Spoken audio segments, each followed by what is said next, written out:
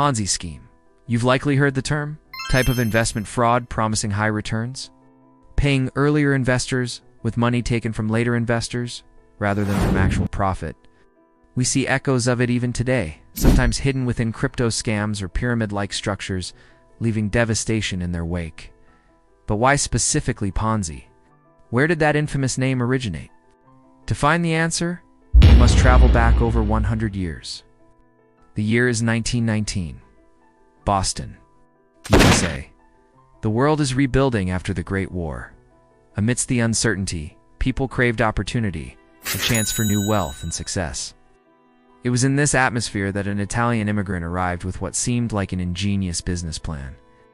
His idea centered on international reply coupons. Due to fluctuating post-war exchange rates, he claimed one could buy these coupons cheaply in countries like Italy and redeem them for significantly more valuable postage stamps in the US, netting a huge profit. He whispered the promise to investors. 50% profit in just 45 days, double your money in 90, was a magical proposition. This incredible promise ignited Boston. People went crazy. The streets were choked with long lines leading to his office. Workers, immigrants, even police officers. Many poured their life savings, sometimes even mortgaged homes, into his company. Money flooded in. This financial genius became an overnight millionaire. His success story splashed across front pages. But perpetual motion machines don't exist, and neither do risk-free sky-high returns. Skepticism began to grow. The influential financial publisher, Clarence Barron, publicly questioned the scheme's logistics. There aren't enough coupons in the entire world to support this. The local Boston Post newspaper, under acting publisher Richard Grosier, launched its own investigation. Their key source? Ironically, the mastermind's own recently hired publicist, William McMasters, who quickly realized the math was impossible and turned informant. Armed with McMaster's inside information, Boston Post reporters dug into his past, uncovering prior fraud convictions. They relentlessly questioned the scheme's viability. Cornered, the architect likely blustered. Lies. Jealousy. They attack me because I succeed where they fail. My investors trust me.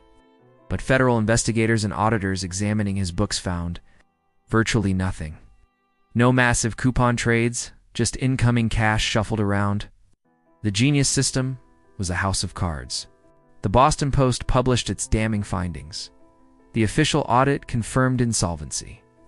The bubble burst with terrifying speed. Panic erupted. Investors rushed to withdraw their funds, only to find the coffers were empty. Banks collapsed. Countless dreams built on promised riches turned into nightmares. The man once hailed as a hero was exposed as a grand deceiver. The architect of this massive fraud, the man whose spectacular rise and fall captivated and then devastated a city. His name was Charles Ponzi. He was eventually arrested for mail fraud, served prison time, was deported to Italy, and ultimately died in poverty in Brazil. But his name achieved a notorious immortality.